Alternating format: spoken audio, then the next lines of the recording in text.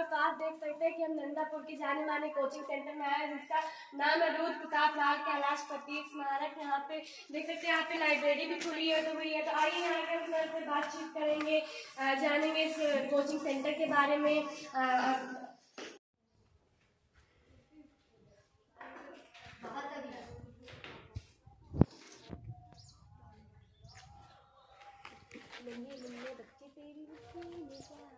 तो यहाँ पे आप देख सकते हैं कि हम यहाँ की लाइब्रेरी मौजूद है और यहाँ पे सर से बातचीत करेंगे इस कोचिंग के बारे में। सर आप पहले अपना नाम बताइए। मेरा नाम अनिल कुमार श्रीवास्तव है और मेरा ये पैतृक गांव है सराय गोकुल नंदापुर। और मैं जब इलाहाबाद में पढ़ रहा था तो उस समय क्योंकि मेरे यहाँ गरीबी थी, मेरे माँ बाप गरीब थे और हम लोगों ने काफी संघर्ष करके आगे बढ़ा है और एक नंबर से बहुत सारी परीक्षाओं में, म्यूसिफ में, पीसीएस में और डिस्ट्रिक्ट इंडस्ट्री ऑफिसर में, तो कई सारे पदों में, आईएएस तक में मैंने कोशिश की, लेकिन एक नंबर से और आधा नंबर से मैं नहीं परीक्षाओं में हो सका।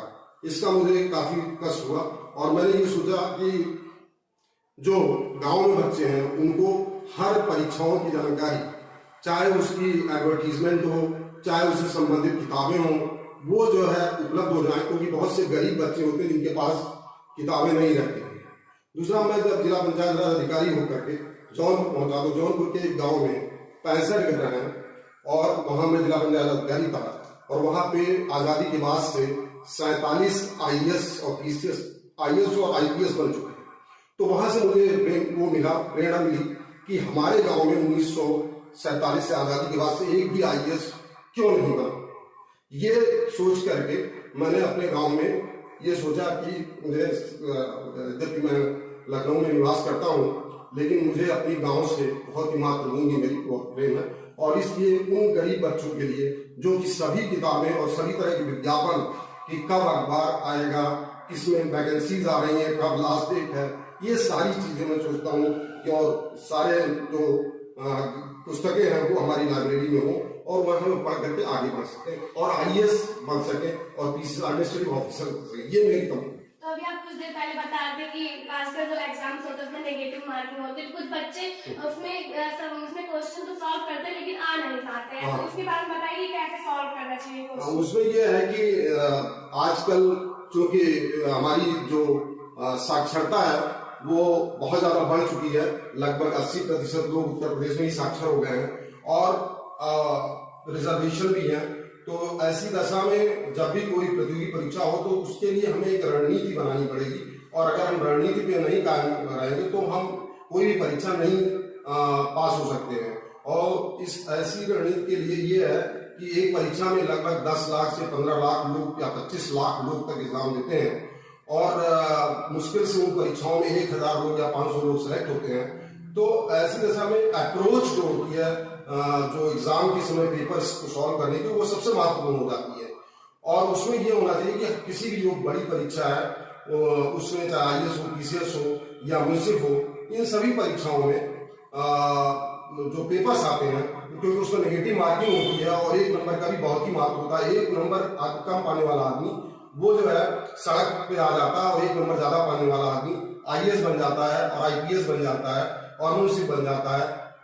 तो इसके लिए ये कि सबसे पहले हमें ये अप्रोच, जो क्वेश्चंस सबसे आसान है उनको हमें सबसे पहले करना चाहिए और उसके बाद जो मीडियम क्वेश्चंस हैं उनको हमें उसके बाद करना चाहिए और जो सबसे टफ क्वेश्चंस हैं उसको हमें सबसे बाद में करना चाहिए, क्योंकि टफ क्वेश्चंस हो सकता है कि अगर हम उनको पहले शुरू करेंगे तो मेरा सारा समय खत्म हो जाएगा और मेरे जो क्वेश्चन सही होने वाले हैं वो भी गलत हो जाएंगे। लेकिन इन परीक्षाओं में सफल होने के लिए ये आवश्यक है कि आप मेहनत करें, कम से कम 8-10 घंटे रेगुलर आप करें और हमेशा इन चीजों को एक पैकेज फॉर्म में दिमाग में रखें कि जब आप साइंस पढ़ रहे हैं तो साइंस की चीजों को आप इसको बहुत ही सिंप्लीफाइड वे में रखें, ट्रिक्स जितनी ज्यादा हो सके। चाहे अब चूंकि जो परीक्षाएं मॉडर्न परीक्षाएं हैं उन सब में साइंस है, मैथमेटिक्स है और हिस्ट्री है, ज्योग्राफी है, साइंस एंड टेक्नोलॉजी है।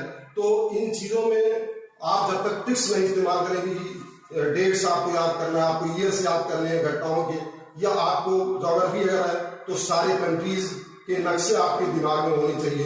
तो इन आपको समझ करके, क्योंकि कोई भी क्वेश्चन पूछा जाए तो आपकी ज्ञान की गहराई इतनी हो जिससे आप किसी भी क्वेश्चन को आप कर सकें। उदाहरण के लिए अगर मान लीजिए अगर हमें पूछा जाए इथोपिया की सीमा पे कौन कौन से देश हैं, तो अगर पूरी सारे महाद्वीपों के देशों का आपको आपने किसी पैकेज में अपने दिमाग के पैकेज में नहीं रख लिया है तो फिर आपको कोई क्वेश्चन उठा के पूछ दिया जाए। फॉर एग्जाम्पल इथोपिया मैंने पूछ दिया, कल हो सकता है कि चिली पूछ दिया जाए कि कौन सा जो है कंट्री जो है लैंड बाउंड है या डबल लैंड लॉक कंट्री है, जैसे दो देश ऐसे हैं जो लैंड लॉक है। तो ये जब तक आपको पूरा चित्र नहीं आएगा, कहाँ पे कौन सी धातुएं मिलती हैं, कहाँ से कौन से मिनरल्स मिलते हैं, ये किस पहाड़ कौन सी पहाड़ी कहाँ पे है, कौन सा सागर कहाँ पे, तो ज्योग्राफी में इस तरह से। तो ऐसे ही आपको जो ज्ञान के अथाह सागर में आपको गोते लगाना है, 25 लाख लोगों में आपको 10,000 लोगों में आना है, 1,000 लोगों में आना है, तो ऐसी परीक्षा के लिए आपको कमर कसनी है और इसके लिए जुझारू रणनीति अपनानी पड़ेगी और ज्ञान के अथाह सागर में गोते लगाना पड़ेगा। लेकिन उसको फिर भी सबसे इंपॉर्टेंट क्या है कि आपको टिप्स के माध्यम से, जैसे गणित में कैलकुलेशन आप करते हैं, तो अगर आप वैदिक मैथमेटिक्स कैलकुलेशन करें तो वैदिक मैथमेटिक्स में गुणा भाग के लिए जो है बहुत आसान तरीके बताए, क्योंकि वहां पे जो होता है टाइम लिमिट दी होती है। एक क्वेश्चन में 1 मिनट या 1.5 मिनट का समय रहता है, तो अगर वहां पे आप टाइम लिमिट को तभी आप क्वेश्चन कर पाएंगे जबकि आपके पास आसान सा तरीका हो, सिंपल क्वेश्चन हो और चीजें जो है वो उसके कॉन्सेप्ट्स पर आपको ध्यान देना है।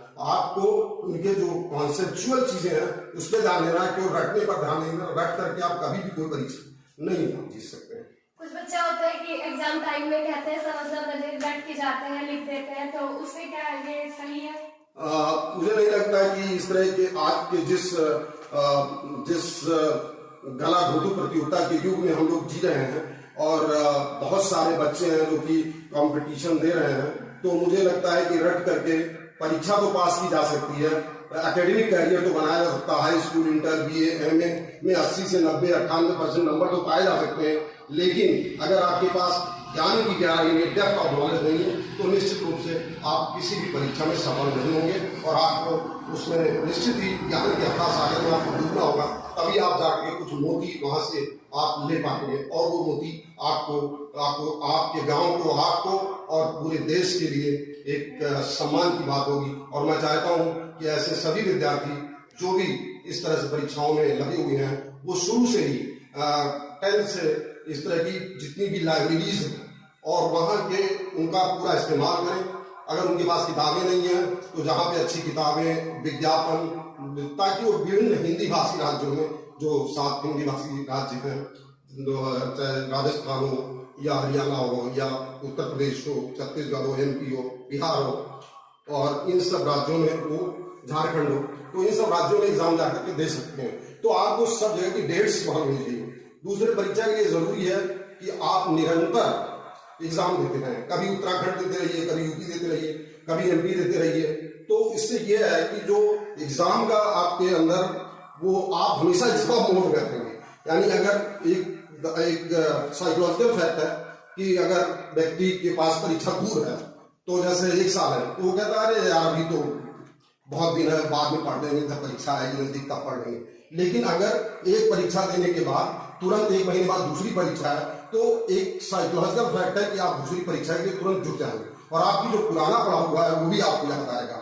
तो इस तरह से पुरानी परीक्षाओं के कुछ क्वेश्चन रिपीट भी हो जाते हैं, तो कम से कम 15 से 20% क्वेश्चन रिपीट हो जाते हैं। तो अगर यूपी, MP, बिहार, राजस्थान सभी परीक्षाओं को आप देते रहेंगे तो बहुत सारे क्वेश्चन आपके रिपीट होंगे और आप हमेशा एग्जाम मोड में बने रहेंगे। तो हमेशा अपने को एग्जाम मोड में, कॉम्पिटिटिव मोड में आप डाले रखिए जब तक कि आपको सफलता नहीं मिल पाती है। और फिर भाग्य का सहारा भी बहुत जरूरी है, क्योंकि बिना भाग्य से आपको शायद सफलता के बहुत पास तक पहुंच जाए, लेकिन सफलता तक पहुंचने के लिए शायद मुझे लगता है कि भाग्य का कुछ सहारा जरूर होना चाहिए। लेकिन उसके पहले हमें कर्मण्यो अधिकारस्ते गीता का जो ये वो है उसको याद रखना चाहिए कि हमें कर्म तो करना ही है और कर्म करने के बाद ही भाग्य जो है वो बदल सकता है। इस वक्त आपके कोचिंग सेंटर में कितने बच्चे पढ़ते हैं लगभग? इस वक्त मेरी कोचिंग तो अभी वो स्टार्ट हुई है, बट ये है कि अभी चूंकि मैं थोड़ा सा अपने विभागीय कार्यों में थोड़ा व्यस्त था,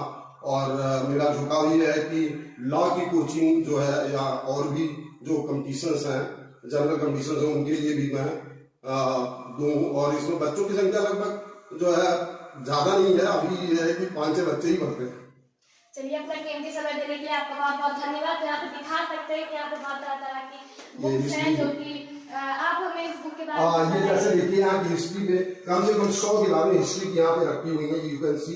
और ये यू कैन सी कि यहाँ पे एनसीईआरटी जीके की ढेर सारी किताबें आपको, स्पेक्ट्रम और ये सब किताबें आपको मिल जाएंगी। और यहाँ करीब 3 पीढ़ी की किताबें हैं, यहाँ 84 से लेकर के और आज तक की सारी किताबें, मॉडर्न बुक्स भी हैं और जो कि स्पेशलाइज्ड बुक है सब्जेक्ट्स में। यहाँ पे आप देख सकते हैं कि कॉम्पिटिटिव तक की और ढेर सारी किताबें यहाँ पे रखी हुई हैं, जिनको अलग अलग वर्गों में बना करके रखा गया है। और जो थोड़ा बहुत ये आप देख रहे हैं एनसीईआरटी की सारी बुक्स यहाँ पे सब रखी हुई हैं। और जो भी और भी, ताकि अगर किसी का फाउंडेशन अगर नहीं मजबूत है तो फाउंडेशन मजबूत करने के लिए इम्पॉर्टेंट है। किसी भी एग्जाम में अब तक अगर आप फाउंडेशन नहीं मजबूत है तो आप कोई भी एग्जाम में सफल नहीं हो सकते हो। फाउंडेशन के लिए ये सारी एनसीईआरटी बुक्स भी आपको पढ़नी पड़ेगी। और आपको आप ये देख सकते हैं कि एसएससी और ये सारे ढेर सारी मैगजीन्स और डिक्शनरीज रखी हुई हैं। और मैं यहाँ सोच रहा हूँ कि और भी किताबें यहाँ मैं ले आऊँगा जो है डिफरेंट सब्जेक्ट्स पर, ताकि यहाँ पे जो भी गरीब बच्चे हैं वो यहाँ पे मेरी लाइब्रेरी में आप पढ़ सकें। और जो मुझे 1 नंबर से जो मैं किसी अच्छे पद पे नहीं जा पाया, तो मैं चाहता हूँ मुझे बार बार जो है ये टीस देता है कि अगर मेरे गांव में भी लाइब्रेरी हुई होती और मैं भी अगर पढ़ा होता यहाँ पे, तो मैं बीए के बाद जाकर के इलाहाबाद में, तब मैं वहाँ कंपटीशन में सोचता हूँ। गांव और शहर के बीच में जो गैप है वो तभी खत्म हो सकता है। और एक दूसरी भी चीज जो मुझे प्रेरणा देती है कि केरल जो है भारत का सबसे विकसित राज्य है। और हमारे गांव में 1972 में एएनएम जो है, जो कि महिला थी और वो यहाँ पर सेवा करने के लिए आई थी। और उस समय हमारे यहाँ की जो औरतें थी वो घूंघट में रखती थी। तो आप सोचिए कि शिक्षा के कारण केरल आगे बढ़ा। लेकिन केरल के विकास को जब मैंने पढ़ा तो केरल के विकास में सबसे बड़ी भूमिका ये थी कि केरल में जो भी आदमी IAS PCS बना, उसने हर गांव में जाकर के एक अच्छी सी लाइब्रेरी बनाई। तो हर गांव में जो केरल की लाइब्रेरी थी, और इसी के कारण आज पूरे भारत में, यहाँ तक कि पूरे विश्व में जो है केरल के लोग सभी जगह पे सेवाएं दे रहे हैं। और वहाँ पे 100% लगभग लोगों को रोजगार भी मिला हुआ है। और वहाँ के गांव भी इतने विकसित हैं कि वो अपने लिए बिजली तक पैदा कर रहे हैं, पावर हाउस तक उनका है। और वो पैसा जो है वहाँ के लोग जो विदेशों में काम करते हैं वो लोग पैसा भेजते हैं, गांव पंचायत को दान देते हैं और वो बिजली तक वहाँ पैदा कर रहे हैं। और सभी लोग जो है बहुत ही डेवलप्ड है। और पूरे हर राज्य में केरल के लोगों को पाया जा सकता है कि वो कितनी अधिक क्षेत्र उसमें है। और इसका सबसे बड़ा कारण उनके विकास का ये ग्रामों में लाइब्रेरी का होना रहा है। तो ये भी मेरे लिए प्रेरणा का विषय है। चलिए, बहुत धन्यवाद। तो यहाँ पे हम दिखा सकते हैं कि उन्होंने बहुत ही अच्छे से सब कुछ हमें बताया, मोटिवेट करने का बहुत ही अच्छा तरीका है। तो आज के वीडियो में बस इतना ही। अगर वीडियो पसंद आई होगी तो लाइक एंड सब्सक्राइब जरूर करिएगा। तब तक के लिए जय श्री राम।